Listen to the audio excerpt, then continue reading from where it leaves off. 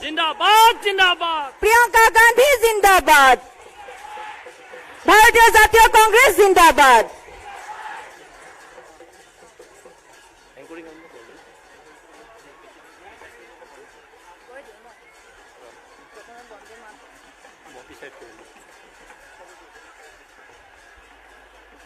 ইতিমধ্যে আমার মাজত আহি উপস্থিত হৈছেহি নিখিল ভাৰত কংগ্ৰেছ কমিটিৰ সাধাৰণ সম্পাদিকা প্ৰিয়ংকা গান্ধী ডাঙৰীয়ানী অসমৰ তত্ত্বাৱধায়ক মাননীয় জিতেন্দ্ৰ সিং ডাঙৰীয়া আজিৰ এই নিৰ্বাচনী সভাখন সভাপতিত্ব কৰিবৰ বাবে মই গোলাঘাট জিলা কংগ্ৰেছৰ সভাপতি দাদুতাই ডাঙৰীয়াক অনুৰোধ জনাইছো।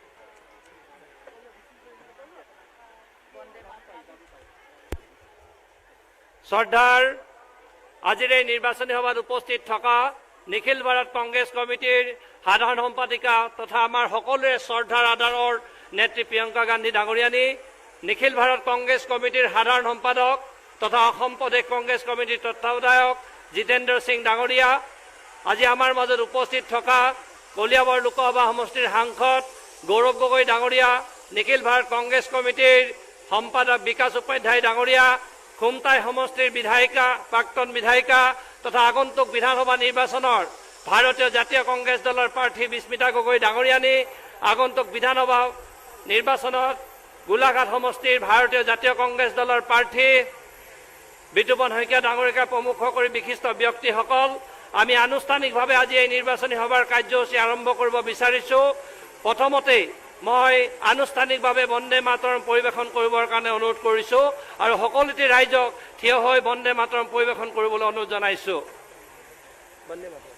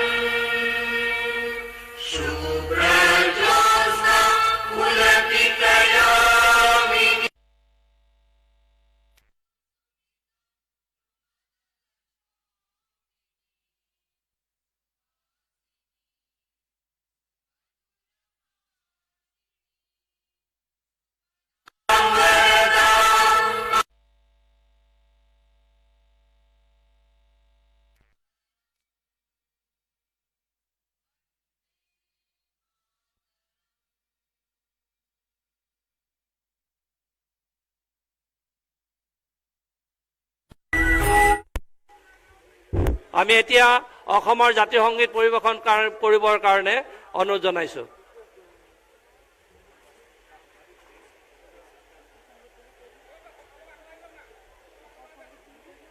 আমি অসম সংগীত পৰিৱেশন কৰিবৰ কাৰণে অনুৰোধ কৰিছো।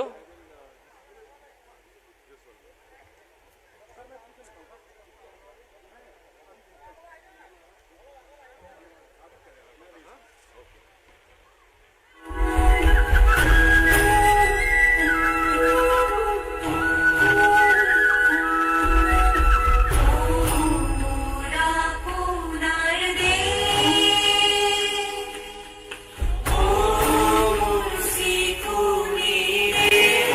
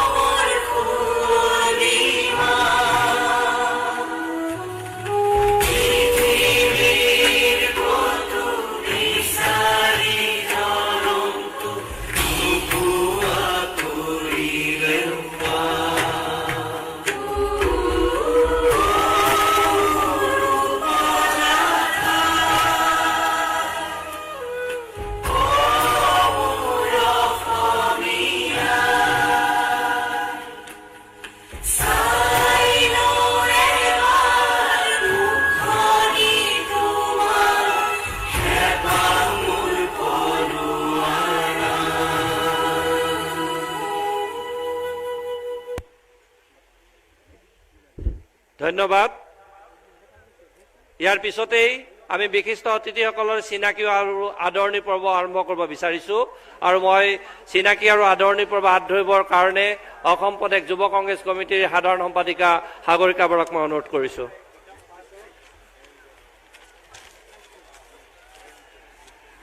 আমি সম্বৰ্ধনা কাৰ্যসূচীলৈ সভাপতি মহোদয়ৰ নিৰ্দেশ মৰ্মে আগবাঢ়িছো। প্ৰথমে আমি আদৰণি জনাব বিচাৰিছো আমাৰ মাজত উপস্থিত নিখিল ভাৰত কংগ্ৰেছ কমিটিৰ সাধাৰণ সম্পাদিকা জনপ্ৰিয় নেত্ৰী Priyanka Gandhi ডাঙৰীয়ানীক। Now we are going to felicitate Shrimati Priyanka Gandhi, Honorable General Secretary AICC।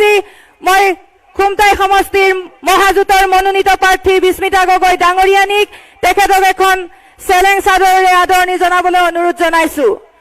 Golaghat জিলা কংগ্ৰেছৰ মাননীয় অধ্যক্ষ দাদু তায়ে ডাঙৰীয়াকো প্ৰিয়ংকা গান্ধী ডাঙৰীয়ানীক আদৰণি জনাবলৈ অনুৰোধ জনাইছো।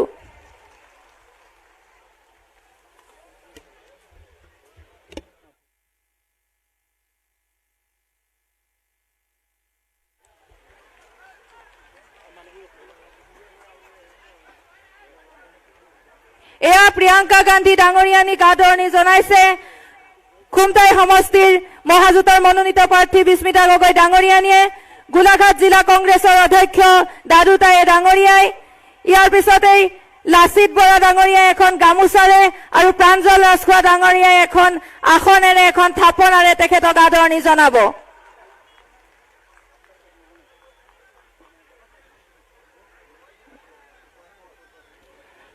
ইয়াৰ পাছতেই আমাৰ মাজত উপস্থিত থকা নিখিল ভাৰত কংগ্ৰেছ কমিটিৰ সাধাৰণ সম্পাদক জিতেন্দ্ৰ সিং ডাঙৰীয়াকো আদৰণি জনাবলৈ অনুৰোধ জনাইছো আৰু মঞ্চত উপস্থিত সকলো অতিথি মাননীয় গৌৰৱ গগৈ ডাঙৰীয়া, বিকাশ উপাধ্যায় ডাঙৰীয়াকে প্ৰমুখ কৰি সকলো বিশিষ্ট ব্যক্তিকে একোখনকৈ গামোচাৰে আদৰণি জনাবলৈ মই উদ্যোক্তাসকলক অনুৰোধ জনাইছো।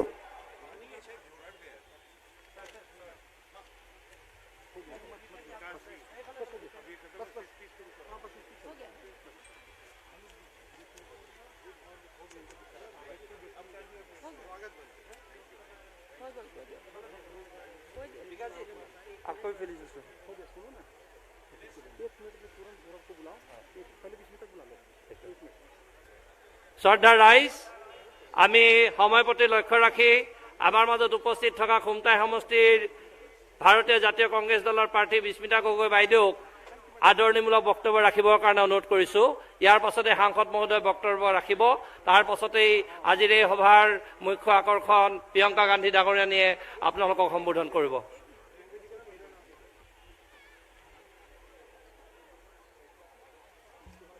নিখিল ভাৰত কংগ্ৰেছ কমিটিৰ সাধাৰণ সম্পাদিকা আমাৰ সকলোৰে গৌৰৱ প্ৰিয়ংকা গান্ধীজী, আজি আমাৰ মাজত উপস্থিত থকা নিখিল ভাৰত কংগ্ৰেছ কমিটিৰ আন এজন সাধাৰণ সম্পাদক জিতেন্দ্ৰ সিংজী, সাধাৰণ সম্পাদক বিকাশ উপাধ্যায়জী, আমাৰ সকলোৰে মৰমৰ গৌৰৱ গগৈ ডাঙৰীয়া সাংসদ, মঞ্চত উপবিষ্ট CPI UDFৰ বিষয়ববীয়াসকল, মঞ্চত উপবিষ্ট আমাৰ দলৰ বিভিন্ন কাৰ্যকৰ্তাসকল, আজি আমাৰ সঁচাকৈয়ে এটা গৌৰৱৰ দিন, ভাল লগা দিন।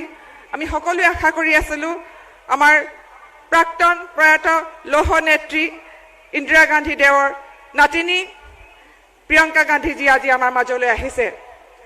আমাৰ মাজত এটা সুন্দৰ বতৰা লৈ আহিছে, আমাৰ মাজলৈ উৎসাহ উদ্দীপনা লৈ আহিছে। তেখেতক আমি স্বাগতম জনাইছোঁ। তেখেতৰ ভাষণেৰে নিশ্চয়কৈ আমাৰ ৰাইজক আপ্লুত হ'ব। আমি তেখেতৰ এই আগমনক আমি কেনেধৰণে ভাষাৰে তেওঁক আদৰণি জনাম, সঁচাকৈ আমাৰ ভাষা হেৰাই গৈছে। আমাৰ মাজত অন্যান্য যিসকল ব্যক্তি আছে তেওঁলোককো আমি স্বাগতম জনাইছোঁ। মই বেছি দীঘলীয়া কথা ক'ব খোজা নাই। আমি সঁচাকৈ আনন্দিত যে আমি তেখেতক আমাৰ মাজত আজি এনেধৰণে পাইছোঁ। গতিকে মই মোৰ আদৰণি ভাষণ তেখেতৰ প্ৰতি জনাইছোঁ। মঞ্চত উপবিষ্ট সকলোলৈকে মই মোৰ আদৰণি জনাইছোঁ। ধন্যবাদ। ধন্যবাদ বিস্মিতা গগৈ বাইদেউ। আমাৰ গোলাঘাট সমষ্টিৰ প্ৰাৰ্থী বিতুপন শইকীয়া ডাঙৰীয়াই আমাৰ সন্মানৰ প্ৰতীক এখন শৰাইৰে প্ৰিয়ংকা গান্ধী ডাঙৰীয়াক আদৰণি জনাব বিচাৰিছে। মই তেখেতক আদৰণি জনাব কৈছোঁ। ইয়াৰ পিছতে আমাৰ সাংসদ গৌৰৱ গগৈ ডাঙৰীয়াক তেখেতৰ বক্তব্য ৰাখিবৰ কাৰণে আমি অনুৰোধ জনাইছোঁ।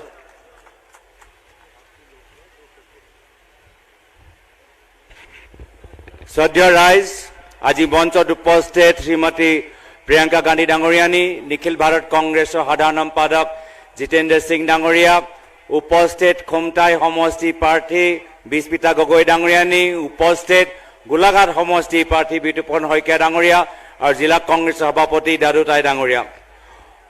মই বিশেষকৈ দীঘলীয়া নকওঁ, খালি মোৰ লগত সহযোগ কৰিব।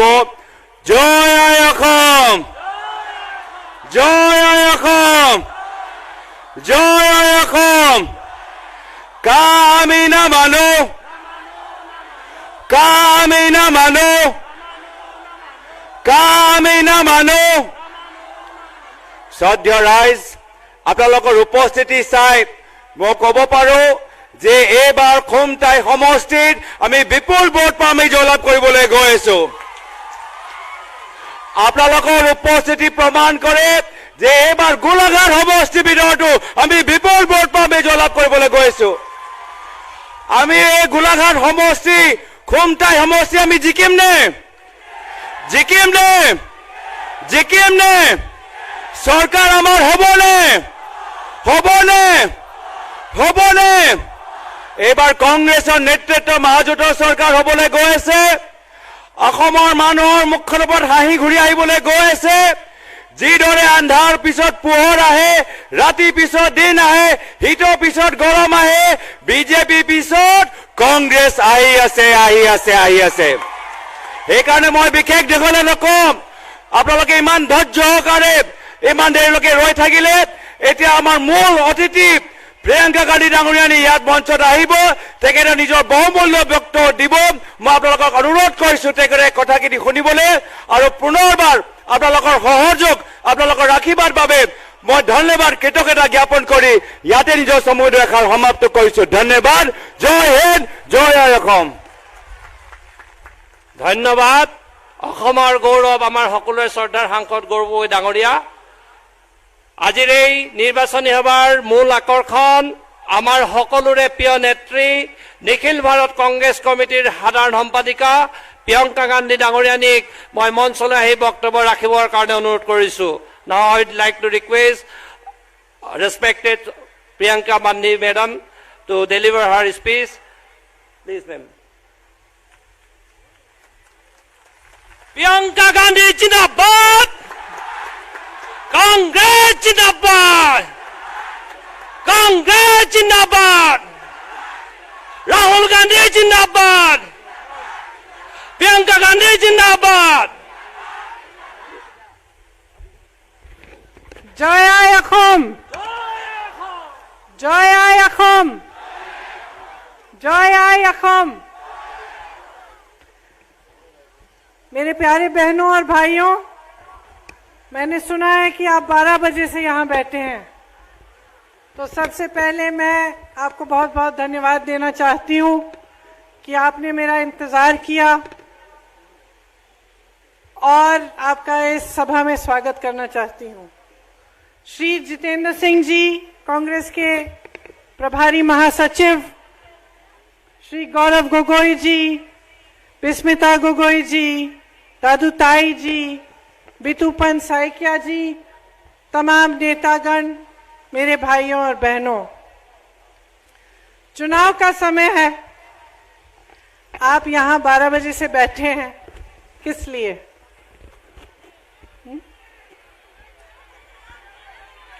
मेरे लिए नहीं, मेरे लिए तो अच्छा है, ठीक है, अपने लिए आप इसलिए यहाँ आए हैं क्योंकि आप जानना चाहते हैं कि ये पार्टी क्या करना चाहती है आपके लिए, कि अगर कांग्रेस की सरकार आएगी तो उसमें और भाजपा की सरकार में क्या फर्क होगा। क्या जो कांग्रेस की सरकार आएगी वो आपके लिए काम करेगी, आपकी समस्याओं को समझेगी, जब आप दुख का अनुभव कर रहे होंगे, जब आपका संघर्ष होगा, आपकी मदद करेगी कि नहीं। तो आप यहां सुनने आए हैं कि इन दोनों राजनीतिक पार्टियों में फर्क क्या है, और चुनाव के समय हम सब नेता, तमाम अलग अलग पार्टी के लोग आपके सामने भी यही बताने आते हैं। लेकिन एक दूसरे की बुराइयां भी करते हैं।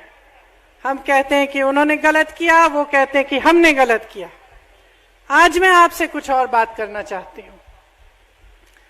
मैं आपसे बात करना चाहती हूं असम के बारे में, किसी राजनीतिक पार्टी के बारे में नहीं, असम के बारे में, कि पिछले 5 सालों में असम को क्या हुआ।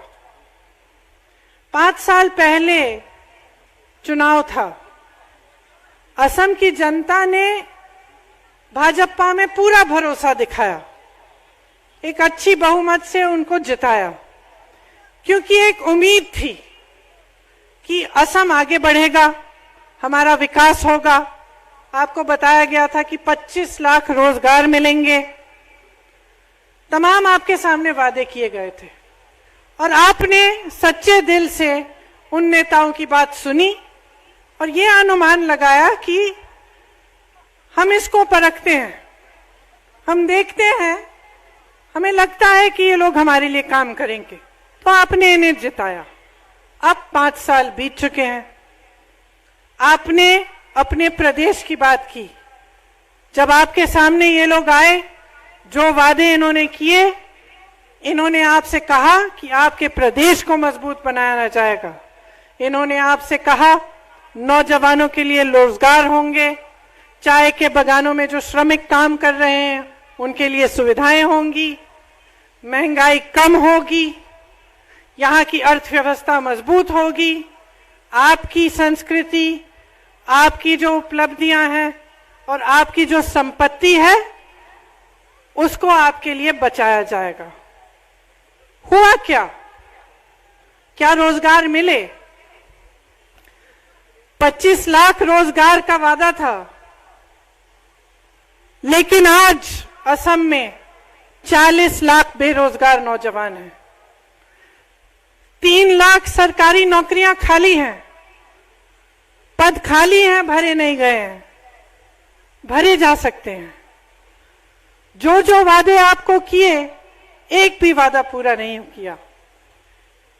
उसके ऊपर से सबसे बड़ा तो ये वादा था कि का लागू नहीं होगा, और जैसे ही सरकार आई, का की बात शुरू और यहां पर आंदोलन शुरू हुआ। आज आपके सामने आकर नए नए वादे किए जा रहे हैं, लेकिन इन 5 सालों में असम के बारे में किसने पूछा? जब यहां पे बाढ़ आई तो आपको किसने पूछा? आपकी मदद के लिए कौन आया? कोई दिल्ली से प्रधानमंत्री जी आए थे, आपसे मिलने आए, आपसे पूछने आए कि हम किस तरह से आपकी मदद कर सकते हैं? का आंदोलन हुआ, असम जल रहा था, क्या आपकी मदद के लिए आए? ठीक है, अगर वो फिर भी का को लागू कर रहे थे, क्या वो यहां आपकी सुनवाई करने के लिए आए? नहीं आए। लेकिन यहां बड़े बड़े कार्यक्रम आयोजित किए इन्होंने, का लागू कर किया, यहां आंदोलन हो रहा था, ये फिल्म फेयर अवार्ड का कार्यक्रम कर रहे थे, जश्न मना रहे थे।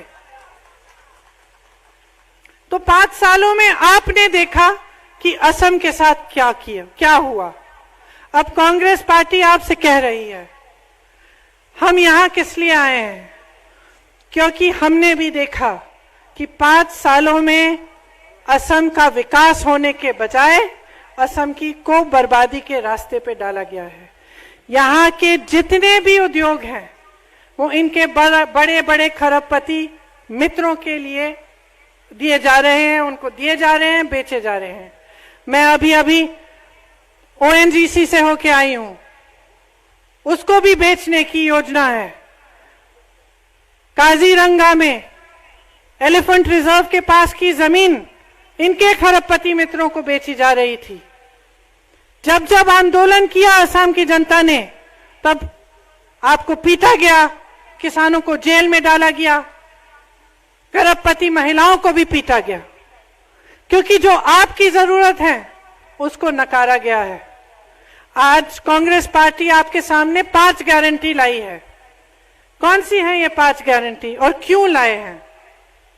क्योंकि पिछले साल में कांग्रेस पार्टी के कार्यकर्ता और नेता आपके बीच आए और आपकी समस्याओं को समझने की उन्होंने कोशिश की।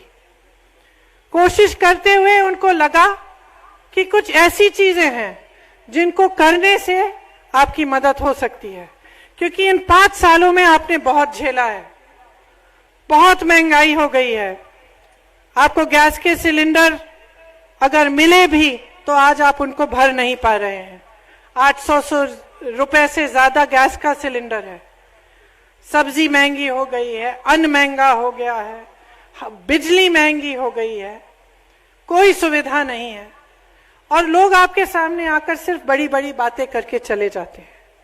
तो कांग्रेस पार्टी ने ये सब मन में रखते हुए ये 5 गारंटी तैयार की हैं। ये वादे नहीं हैं, खोखली बातें नहीं हैं। आपको कहा गया था कि 25 लाख रोजगार देंगे, पता नहीं कहां से हवा से निकालने की इनकी इच्छा थी, इन्होंने किया नहीं। हम आपसे कह रहे हैं कि हम 5 सालों में 5 लाख रोजगार देंगे, 25 नहीं 5, क्योंकि हम जानते हैं कि हम ये काम कर सकते हैं। हम झूठे वादे करने नहीं आए हैं। हम आपसे कह रहे हैं कि किसी भी हालत में असम प्रदेश में का लागू होने नहीं देंगे।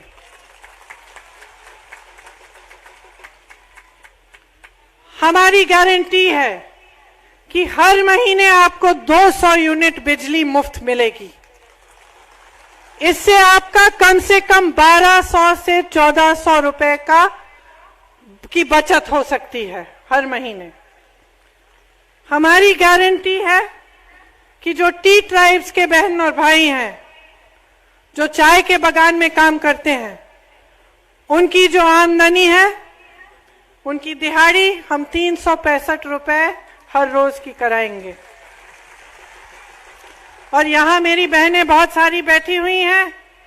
खास तौर से मैं आपको कहना चाहती हूं कि आपके लिए जो 5वीं गारंटी है वो बहुत महत्वपूर्ण है। वो ये बात है कि आप आज तक अपने घर में काम करते हैं, मेहनत करते हैं, गृहस्थ हैं। उस मेहनत को कौन पहचानता है? उस मेहनत को समाज भी नहीं पहचानता है। अगर आप ऑफिस में जाके काम करते और उतनी ही मेहनत करते, 8 घंटे 9 घंटे की मेहनत, जो आप घर में सफाई करती हैं, रसोई में खाना बनाती हैं, बच्चों के परवरिश करती हैं, दिन रात उनको देखती हैं, जो परिवार के सदस्यों की रखवाली का देखभाल आप सब करती हैं, उसको कौन पूछता है? तो आज कांग्रेस पार्टी आपको बताना चाहती है कि जो आप कर रहे हैं वो एक बहुत महत्वपूर्ण काम है, उसे हम पहचान रहे हैं। उसके लिए आपको आप महिला हैं, आप गृहस्थ हैं, आप घर में दिन रात काम करते हैं, उसके लिए आपको कांग्रेस पार्टी सम्मान देना चाहती है। तो कांग्रेस की सरकार आएगी तो गृहस्थ महिला के अकाउंट में डायरेक्ट ट्रांसफर 2000 रुपए महीने की गारंटी हम दे रहे हैं, क्योंकि हम चाहते हैं कि हमारी बहनों की पहचान हो।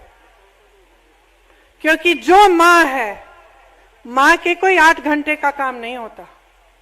माँ सुबह उठती है जब बच्चा उठता है, बच्चा 4 बजे उठता है, माँ 4 बजे उठ के उसको दूध पिलाएगी। अगर पूरी रात जागेगा बच्चा तो माँ पूरी रात जगी रहेगी।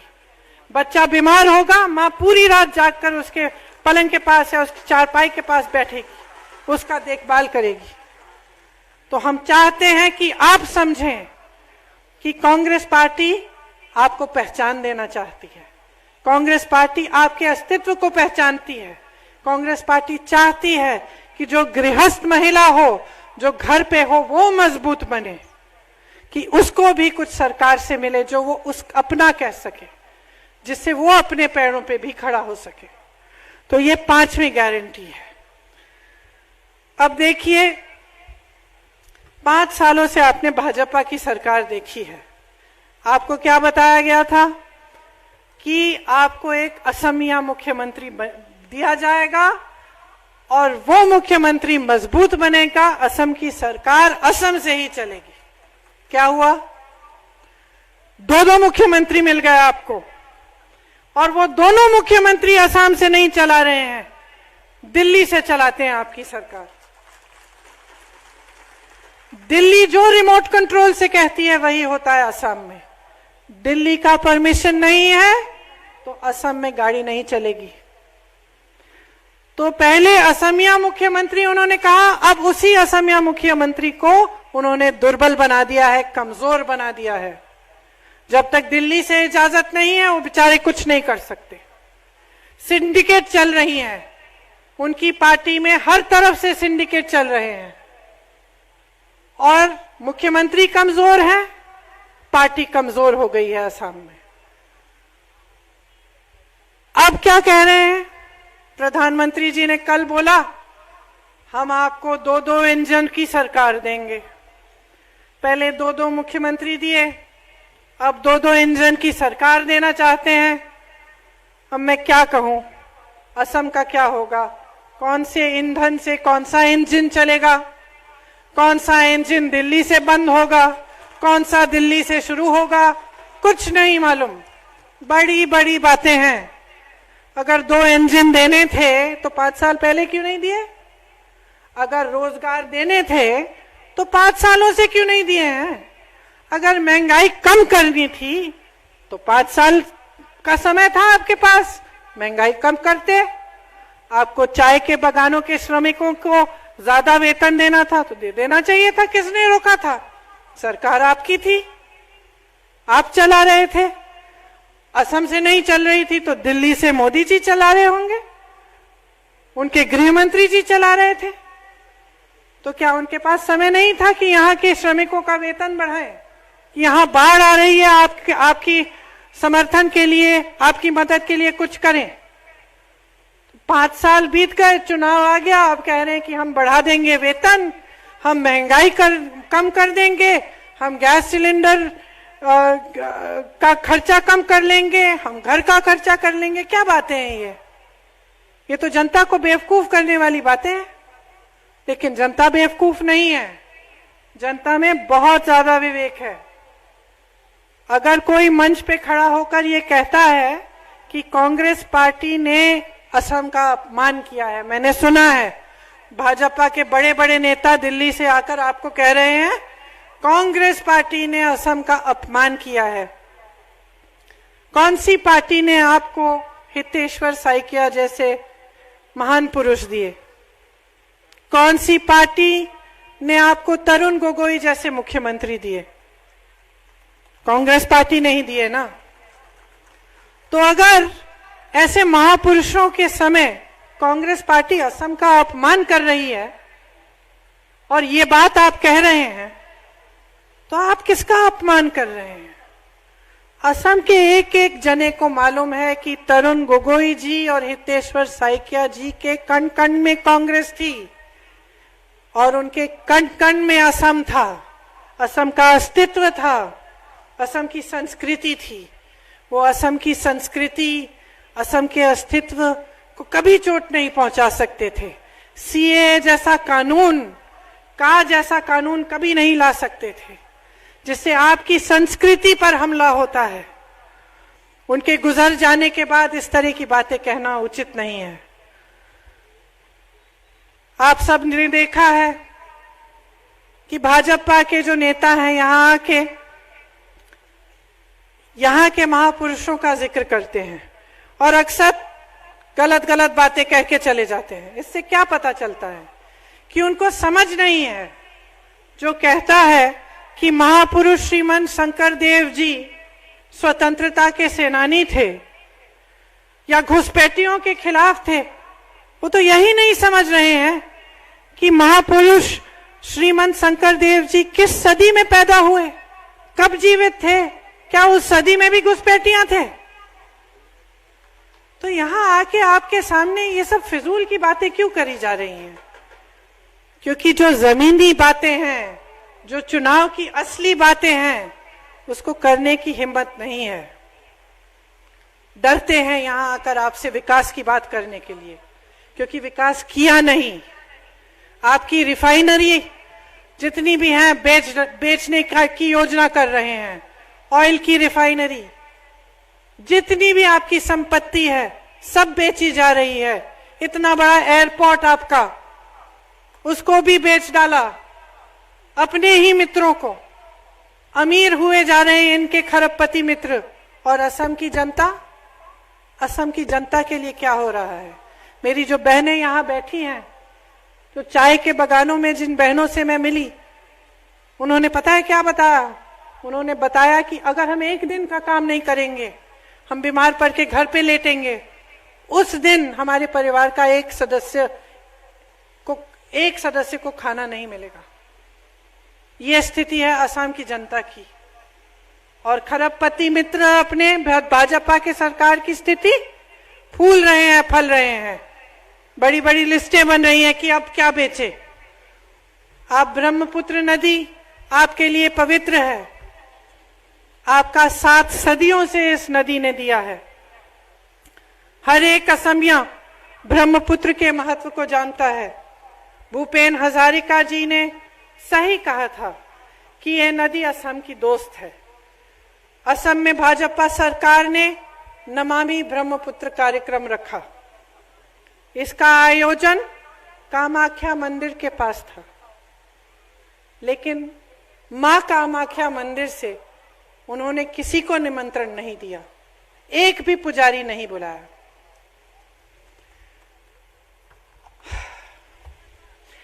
असम के लोग हैरान थे कि ब्रह्मपुत्र नदी असमिया जीवन का सबसे बड़ा हिस्सा रहा है, और तो और भाजपा ने इसको ही खत्म करने की कोशिश की।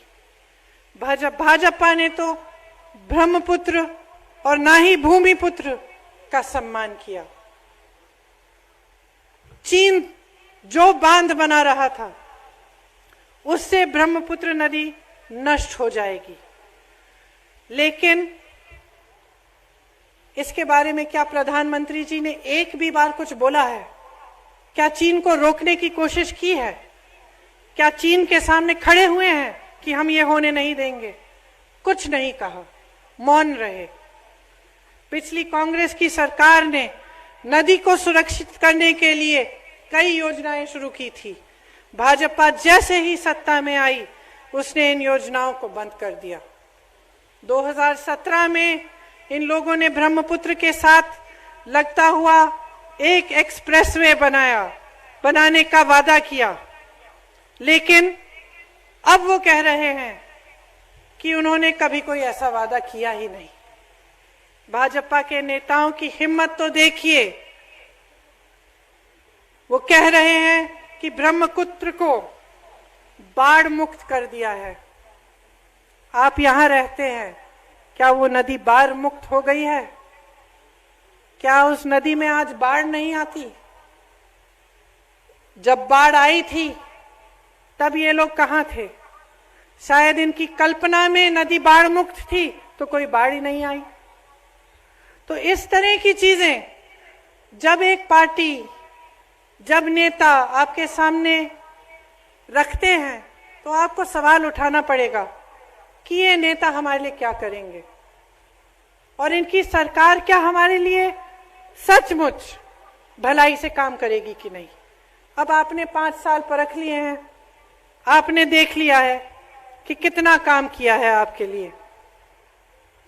आपको याद होगा कि इनकी सरकार में एक ऑर्डिनेंस भी निकली थी, जिससे असम की जमीन बगैर परमिशन, बगैर क्लियरेंस, बगैर लाइसेंस के कोई भी बड़ा बड़ा उद्योगपति बाहर से आकर खरीद सकता था। कांग्रेस की सरकार ने भूमि अधिग्रहण का कानून दिया था, 6ठी अनुसूची देकर आपकी जमीनों को सुरक्षित रखा था। आज इतनी लूट हो गई है इस प्रदेश में, आपकी जमीन बेची जा रही है, आपकी संपत्ति बेची जा रही है, चिड़ियाघरों से आपके जानवर भी बड़े बड़े खरबपतियों के बच्चों के प्राइवेट चिड़ियाघरों के लिए भेजे जा रहे हैं। तो आप सोचिए कि क्या आप इस तरह की स्थिति चाहते हैं अपने प्रदेश में? जब का आंदोलन हुआ था तो जुबिन जी ने एक गीत बनाया था। उस गीत में लिखा था, उन्होंने कहा था पॉलिटिक्स नो करीबे बंधु।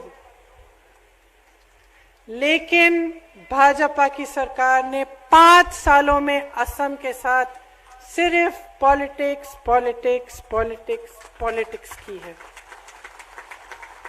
युवाओं के साथ धोखा किया है, महिलाओं के साथ धोखा किया है। यहां पर जो अपराध है महिलाओं के खिलाफ पूरे देश में सबसे ज्यादा है। असम में और उत्तर प्रदेश में महिलाओं की सुरक्षा नहीं है, महिलाओं के लिए कोई सुविधा नहीं कराई। महंगाई की मार से सबसे ज्यादा दुख, सबसे ज्यादा चोट महिलाओं पे होती है। कुछ नहीं हुआ, हर तरफ से नौजवानों के साथ धोखा हुआ, श्रमिकों के साथ धोखा हुआ, किसानों के साथ धोखा हुआ।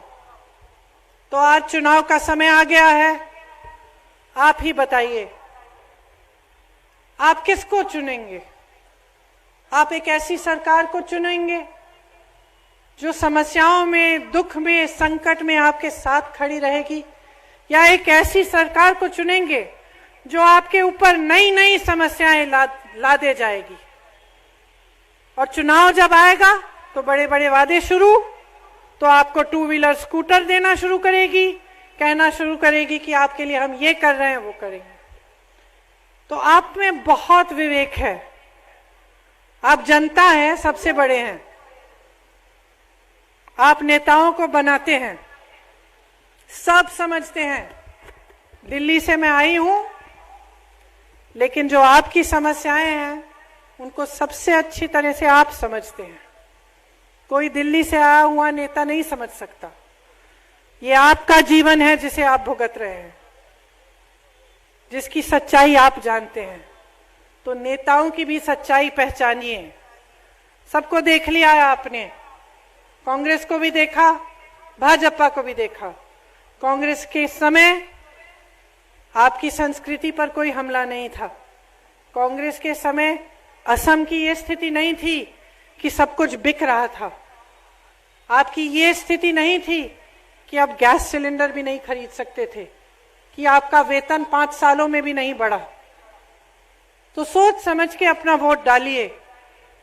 जैसे मैंने शुरुआत में कहा, ये किसी पार्टी के लिए वोट नहीं है, ये आपके लिए है। जो मेहनत आप करते हैं ना, जिस कमाई से आप अपने बच्चों को बड़ा करते हैं, अपने बच्चों को पढ़ाते हैं, अपने बच्चों के भविष्य के लिए है ये वोट। गलती मत करिए, आपके सामने सब कुछ है। जो झूठ बोलता है, जो सच बोलता है, सब आपको दिखता है। जो निर्णय आप लेंगे उस निर्णय की जिम्मेदारी आपकी है। उस निर्णय से आपके बच्चों का या तो भविष्य बनेगा या असम टूटेगा, समाज का ध्रुवीकरण किया जाएगा, का लागू होगा और आप आगे बढ़ नहीं पाएंगे। तो सोच समझ के अपना वोट डालिए। ये जो व्हाट्सएप में आपको सिखाया जाता है या फेसबुक पे झूठ फैलाए जाते हैं, इन पर मत जाइए, अपने अनुभव पर जाइए। आपने क्या देखा है, आपके लिए 5 सालों में क्या किया, उस अनुभव पे अपना वोट डालिए। जब आप सोचेंगे और मेरी बातों को ध्यान से समझेंगे तो आपके सामने यही आएगा कि हम उस पार्टी को जिताएंगे जो असम की संस्कृति को सुरक्षित रखेगी, जो हमारे लिए काम करेगी। और वो एक ही पार्टी है, कांग्रेस पार्टी। तो मैं आप सबसे आग्रह करती हूं कि वोट डालने के दिन सोच समझ के अपना वोट डालिए, जागरूक बनिए, कांग्रेस पार्टी को जिताइए। और आप सबको बहुत बहुत धन्यवाद कि आपने मेरी बातों को इतनी ध्यान से सुना। बहुत गर्मी हो गई थी, उसके लिए मैं माफी चाहती हूं। जय हिंद, जय हिंद, जय हिंद।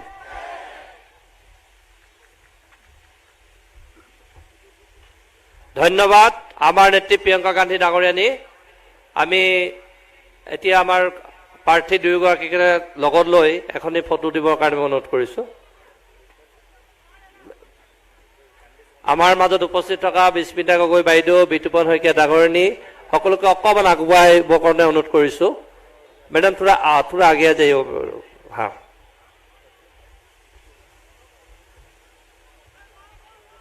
আমি সকলোৱে শ্লোগান দিম, কংগ্ৰেছ জিন্দাবাদ, प्रियंका गांधी जिंदाबाद। मैं खास तौर से अपनी बहनों को कहना चाहती हूँ कि मुझे इन पर इतना गर्व है कि महिला होते हुए ऐसी लड़ती हैं, इस तरह से आपके लिए काम करती हैं। इनको जरूर जिताइए, क्योंकि बहुत निष्ठा और प्रेम से आपके लिए काम करती हैं। साइकिया जी महिला नहीं है, लेकिन इनके लिए भी मैं आपसे एक खास अनुरोध करती हूँ कि इनको जिताइए, कांग्रेस पार्टी को मजबूत करिए। Thank you. এতিয়া আমি ৰাষ্ট্ৰীয় সংগীত পৰিৱেশন কৰিম, গতিকে সকলোকে থিয় হৈ ৰাষ্ট্ৰীয় সংগীত পৰিৱেশন কৰিবৰ কাৰণে অনুৰোধ কৰিছো। National anthem, national anthem.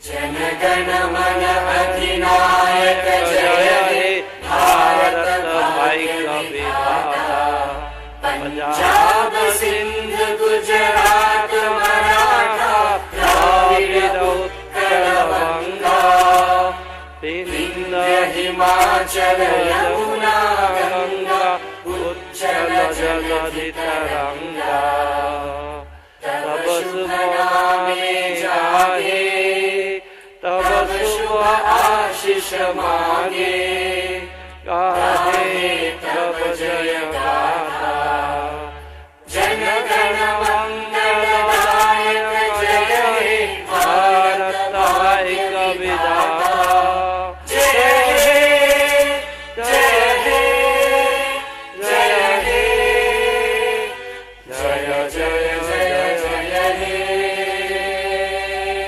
ধন্যবাদ। আৰু আমি আনুষ্ঠানিকভাৱে আজিৰ এই নিৰ্বাচনী সভা ভংগ হ'ল বুলি ঘোষণা কৰিছো। ধন্যবাদ।